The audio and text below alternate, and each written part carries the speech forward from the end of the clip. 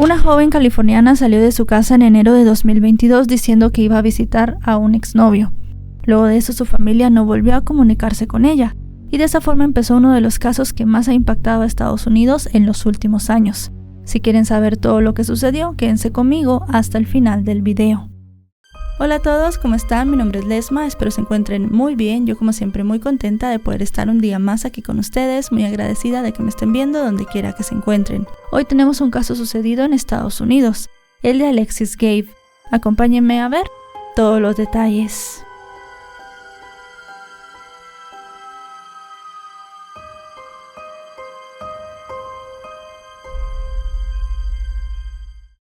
Alexis Perry Gabe nació el 17 de marzo de 1998 en California, Estados Unidos, en el seno de una familia de origen filipino. Fue la segunda hija de los 3 del matrimonio formado por Win y Rowena, una pareja que emigró a Estados Unidos y se casó en 1994. Se sabe que Alexis era muy unida a sus hermanos y también muy protectora con ellos. Quienes la conocieron la describieron como una chica encantadora, amable y compasiva, que siempre estaba contenta y desde muy pequeña llegó a ser muy creativa. Al terminar la escuela secundaria, Alexis soñaba con estudiar ciencias forenses, pero la universidad le quedaba muy lejos y ella quería seguir viviendo con su familia. Así que optó por obtener un diploma como tecnóloga en electrocardiogramas. Así, mientras esperaba ingresar a un programa de pasantías, trabajó en una conocida cadena de farmacias. Y luego de eso decidió trabajar como diseñadora en una empresa dedicada a la elaboración de armarios también en California. Antes de cumplir 20 años, también se sabe que Alexis había iniciado una relación con un joven de 24 llamado Marshall Curtis John III, quien trabajaba como guardia de seguridad en un hospital. De Marshall se dice que era muy extrovertido y pasaba mucho tiempo con la familia de Alexis, y poco a poco se fue ganando su cariño y lo acogieron como uno más. Pero la pareja no estaba tan bien y comenzaron a separarse a inicios del año 2021, aunque continuaron viéndose de forma intermitente. Eso sí, para esa época Alexis también había comenzado a salir con otro chico que se ganaba la vida como conductor de grúa. Pese a sus altibajos en materia amorosa, para inicios de 2022 Alexis llevaba una vida muy tranquila y sin complicaciones junto a sus padres y sus hermanos. Así llegamos al miércoles 26 de enero de ese año. A las 6 de la tarde Alexis le hizo una videollamada a una amiga, en la cual le contó que iría a visitar a Marshall. La pareja seguía con su relación intermitente. Habían terminado 2 meses antes, pero pensaban volver. Para ese momento la emergencia sanitaria mundial ya estaba en su última etapa, pero los padres de Alexis estaban en cuarentena porque se habían infectado. Así que comenzaron a enviarle algunos mensajes para saber si ella volvería o no a casa. A las 6:30 su madre le mandó el primer mensaje, Alexis le contestó, y luego de eso su padre unos minutos después también le habló para decirle si iba a cenar o no en casa. Este mensaje ya no obtuvo respuesta. A los padres de Alexis en un primer momento no les pareció raro que ella no contestara porque era algo muy normal. Incluso en muchas ocasiones no respondía y su padre se tenía que quedar despierto esperándola en la noche, pero esta ocasión fue diferente. Como les digo, estaban enfermos, así que se sentían mal y se fueron a la cama temprano. La madre de Alexis se levantó a las 8 de la mañana del día siguiente y se encontró con la sorpresa de que Alexis no había vuelto a casa y nadie sabía en dónde estaba. Ella tenía la responsabilidad de llevar a su hermano a la escuela y esa mañana no estaba lista para hacerlo. Y entonces ya eso sí que les empezó a parecer un poco raro porque ella jamás faltaba a sus responsabilidades. No había regresado a casa en toda la noche y algo estaba mal. Los padres de Alexis entonces llamaron a Marshall para preguntar si él sabía en dónde estaba la chica.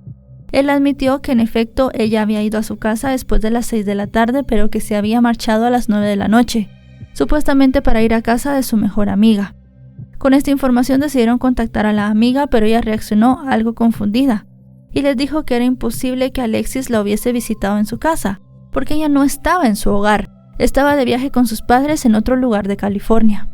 Así llegó el mediodía sin señales de Alexis, y los padres de la chica le pidieron a uno de sus hermanos que fuera a la comisaría a reportar la desaparición. Recordemos que ellos estaban en cuarentena, así que no podían salir. Y además de esto, no se quedaron tranquilos y comenzaron a organizar una pequeña búsqueda, ayudados por familiares, vecinos y amigos. Los voluntarios estuvieron en el área repartiendo y colocando copias de un cartel de búsqueda con la foto de la joven, y preguntaban a cualquiera que estaba en el área si la habían visto. Así el tiempo fue pasando, y la tarde de ese mismo jueves encontraron el vehículo de Alexis. Estaba abandonado a unos 5 minutos de su casa y a una calle de la casa de su mejor amiga. Tenía las puertas sin seguro y la llave estaba puesta. Cuando los padres se enteraron del hallazgo, salieron a la calle sin importarles que estaban en cuarentena, y se dirigieron a toda prisa al lugar. Cuando llegaron, temiendo lo peor, le pidieron a uno de sus hijos que abriera el maletero. Este estaba vacío, y no había señales de Alexis por ningún lado, así que enseguida notificaron a las autoridades del hallazgo. Los policías se hicieron cargo del auto como parte de la investigación. Además, se supo que el vehículo tenía un dispositivo GPS, por lo cual les iba a ser muy fácil analizar los registros del sistema, así como algunas cámaras de vigilancia de la zona. La revisión de las grabaciones arrojó información crucial para el caso. Las imágenes mostraron a un hombre de aproximadamente 1,80 m de altura y piel oscura con una mascarilla médica y una barba que sobresalía por la parte inferior. Estaba vestido con una sudadera de color negro con capucha y se alejaba del vehículo que había dejado estacionado. También, aparte de esto, la policía estaba interesada en hablar con Marshall, ya que era la última persona que la había visto con vida. Cuando se presentaron en su casa para interrogarlo, él de nuevo admitió que Alexis había estado por la tarde y les contó la misma historia que le había dicho a sus padres. También negó haber salido de su casa en toda la noche. Además, como parte de su coartada, dijo que había estado hablando con su padre, quien residía en el estado de Washington, aunque cuando le pidieron al hombre corroborar la coartada de su hijo, este negó que hubiese hablado con él. También en esa visita, Marshall le dio a los oficiales autorización para inspeccionar su vivienda, exceptuando 2 habitaciones. El joven les permitió también llevarse su teléfono durante unas horas, sin sospechar que esta revisión les proporcionaría una información muy valiosa. Cuando se estaban retirando del domicilio, un agente vio estacionada al frente una camioneta negra, y a través de la ventanilla también vio varias bolsas de basura grandes y una manta, un dato que quedó registrado pero en ese momento no aportó nada significativo a la investigación. Así, los nuevos detectives también hablaron con la otra persona con la que Alexis estaba saliendo, pero a diferencia de Marshall, él se mostró más receptivo y dispuesto a colaborar. Entretanto, la familia de la chica estaba muy intranquila, y estaban conscientes de que las autoridades estaban haciendo todos los esfuerzos posibles, pero también querían ayudar y comenzaron a abrir páginas en las redes sociales. Una específicamente en Facebook les ayudó a que el caso comenzara a tener más y más difusión. Así, cuando la investigación estaba en curso, gracias a las cámaras de seguridad del interior de una estación de servicio, se determinó cuál había sido el último lugar donde se había visto a Alexis con vida. Los días fueron pasando y el 1 de febrero se ejecutó una orden de registro en la vivienda de Marshall. Durante la revisión del inmueble se encontraron restos hemáticos en la tapa interior de la lavadora. Además, también faltaba la cortina de la ducha. En las siguientes semanas se fueron acumulando más evidencias y se llegó a la conclusión de que la sangre encontrada en la lavadora tenía el perfil de ADN de Alexis. El jueves 12 de mayo se volvió a ejecutar una orden de registro en el inmueble de Marshall, y la policía aseguró que este había sido el último lugar donde se había visto a Alexis por última vez con vida, como nosotros ya sabemos que él aceptó que había estado allí. Al día siguiente trascendió que los investigadores habían encontrado una pieza crucial en la búsqueda de Alexis, la funda de su teléfono móvil. Sin embargo, su dispositivo estaba desaparecido. Por su parte, los familiares de Alexis seguían trabajando sin descanso en tratar de localizarla, e incluso pidieron ayuda a una organización civil que envió un equipo desde Florida. El 19 de mayo el caso dio un giro cuando la policía reveló que la madre de Marshall, una mujer llamada Alicia Coleman, había sido arrestada bajo sospecha de complicidad. Sin embargo, la mujer fue liberada sin que se presentaran cargos. Un día después, el 24 de mayo, se anunció que se daría una recompensa de $10,000 por cualquier información que ayudara a localizar a Alexis. Y luego de unos días esta se aumentó a $50,000. Además, se sumaron otros $50,000 ofrecidos por un donante anónimo, lo que elevó la cifra a $100,000. El 25 de mayo la fiscalía informó que se había obtenido un permiso para intervenir el teléfono celular de Marshall. Los datos obtenidos junto a las grabaciones de las cámaras de vigilancia y las pruebas de ADN se presentaron para su procesamiento. Al día siguiente se presentaron cargos contra él por asesinato. Mediante un comunicado, el jefe de la policía anunció que las autoridades creían que a Alexis le habían quitado la vida y que el responsable era Marshall. El jefe policial anunció que había pruebas contundentes y varias evidencias que avalaban sus hipótesis. Además de eso, también se dijo que la funda del teléfono de Alexis contenía ADN de Marshall y que el rastreo GPS de su vehículo la había situado en una ruta directa desde la residencia de Marshall hasta el lugar donde se encontró el vehículo. Además, también comentó que Marshall tenía una actitud rara y poco cooperativa y se había negado a hablar con la policía en varias ocasiones. También dijeron que para ese momento Marshall ya había dejado California y estaba en Washington. Una vez lo encontraron en Washington, intentaron detenerlo, pero Marshall se resistió. Se abalanzó sobre uno de los agentes con un arma blanca en la mano y las condiciones de su detención, pues la verdad fueron bastante complicadas. Al final, los policías accionaron sus armas reglamentarias y se abalanzaron sobre él, quien al final terminó muriendo en el acto. Esto era algo muy malo para la investigación y para la familia de Alexis, porque para ese momento no se sabía en dónde estaba la chica. Como ya les dije, las autoridades pensaban que a ella le habían quitado la vida, por lo cual estaban buscando la ubicación de su cuerpo. Y sin Marshall vivo realmente iba a ser algo bastante difícil. Un mes después, en julio de 2022, se descubrió un manuscrito de Marshall con indicaciones precisas para llegar a un área remota de Sacramento. Las autoridades quisieron seguir estas indicaciones porque pensaban que en ese lugar estaban los restos de Alexis. El rastreo telefónico también confirmó que Marshall había ido a esa zona y había apagado su teléfono el día que la joven había desaparecido. Así las cosas, a principios de agosto, 6 meses después de la desaparición de la chica, se dio a conocer la cronología de los hechos que habían rodeado su desaparición. La recopilación mostraba las acciones de Marshall, imágenes y videos, además de un relato detallado de cómo habían sido para ellos los últimos momentos de vida de Alexis. Además, también se dijo que la ruta que había tomado el vehículo de Alexis desde la casa de Marshall hasta donde fue encontrado no era una ruta que ella tomaba, era contrario completamente a los caminos que ella solía utilizar.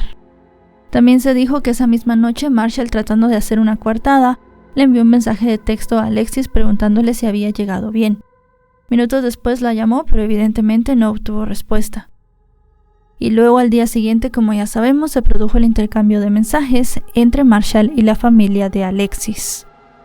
Además, también en algunos videos tomados ese mismo día se podía ver al hombre en un par de ocasiones botando bolsas de basura desde su vehículo, pero no se pudo determinar con exactitud qué había arrojado.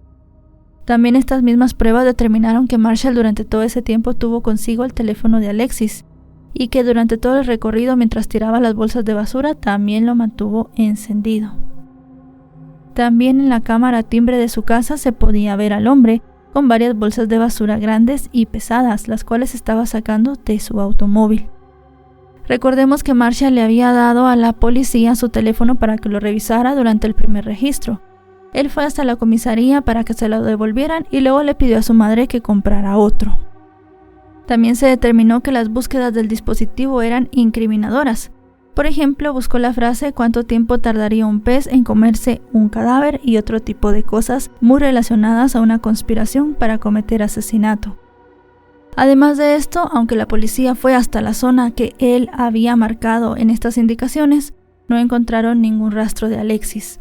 Un mes después de que le quitaran la vida a Marshall, la familia de la joven encontró unos fragmentos de lo que se cree era el teléfono de la chica.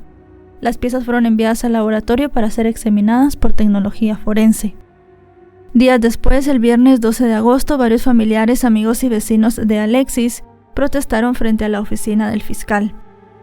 Para ese momento habían reunido ya más de 10,000 firmas y estaban pidiendo que se volviera a arrestar a Alicia, la madre de Marshall, aunque realmente la policía no había dado a conocer por qué la había arrestado por primera vez. Simple y sencillamente habían dado a conocer el detalle de que ella le había comprado otro teléfono a su hijo. La fiscalía, mediante un comunicado, informó que Alicia había sido citada para ser interrogada de nuevo. Sin embargo, los detectives no pudieron obtener una admisión de la mujer, por lo que no se pudo volver a presentar el caso. Y mientras la familia estaba buscando justicia, el caso dio un giro el jueves 3 de noviembre de 2022, 10 meses después de la desaparición de Alexis. Un residente que utilizaba un detector de metales en una zona remota del condado de Amador encontró lo que parecía ser un cráneo humano. De inmediato notificó del hallazgo a las autoridades y durante una búsqueda en los alrededores encontraron más partes óseas. También se encontró en el lugar cinta adhesiva, ropa y bolsas de basura de color negro. Posteriormente se confirmó que los restos eran de Alexis. Según el reporte policial, el cuerpo había sido cortado antes de ser ocultado. Aunque era prácticamente imposible determinar a ciencia cierta la causa de su muerte, la policía comenzó a creer que Marshall la había sofocado apretándole el cuello y que luego había seccionado el cuerpo en el baño de su propia casa. Esto por las manchas de sangre que se habían encontrado en el lugar y por el hecho de que, como les dije, la cortina de baño no estaba. Además de eso, recuerden que uno de los policías vio en el vehículo de Marshall algunas bolsas negras. Estas coincidían exactamente con las que se habían encontrado en el lugar. En total, en el lugar se encontró el 75% de las partes del cuerpo de Alexis, y el sábado 17 de junio, casi un año y medio después de que le quitaran la vida, finalmente fue sepultada. Alrededor de 50 personas entre parientes, amigos y conocidos acudieron al servicio conmemorativo, pero para la familia había todavía muchas preguntas. Ellos pensaban que Marshall tenía que haber tenido ayuda para poderse deshacer de los restos, y seguían esperando que su madre fuese acusada de complicidad. Buscando también justicia, en abril de 2024 se estrenó un documental que examinaba muchas partes de la investigación, incluidas las cámaras, y también un mapa que se encontró en la habitación de Marshall, donde supuestamente se podía ver que él ya había planeado arrojar los restos de Alexis. Pero los padres de la chica no estuvieron contentos con este documental, ya que para ellos tenían que haber mostrado un fragmento donde supuestamente se mostraba a Alicia como una posible sospechosa. Además de eso, también dijeron que había sido Alicia quien le había comprado el boleto de avión de California hasta Seattle, el lugar donde, como sabemos, los policías terminaron quitándole la vida. El caso tuvo un cierre definitivo judicial en enero de 2025, cuando se llegó a la conclusión de que Marshall había actuado solo y que su madre no había actuado en ningún momento como cómplice. Ya con Marshall sin vida, realmente no se podía llevar a cabo un proceso judicial y el caso se cerró. Así terminó un periodo muy malo para la familia de Alexis y el cierre les dio un sabor agridulce. Si bien Marshall ya no está con nosotros y no podrá hacerle daño a nadie, ellos también piensan que seguramente su madre tuvo algo que ver y al final de cuentas no obtuvieron la justicia que tanto estaban deseando. Y bueno, hasta aquí el video de hoy. Un caso muy triste porque al final no se obtuvo la justicia que la familia esperaba, ni tampoco obtuvieron las respuestas que ellos esperaban, así que es bastante complicado lo que sucedió. Si este video les ha parecido informativo, recuerden dejarle un me gusta, recuerden suscribirse si no lo están. Actualizo varias veces por semana. Ahora sí, nos vemos hasta otro caso. Adiós.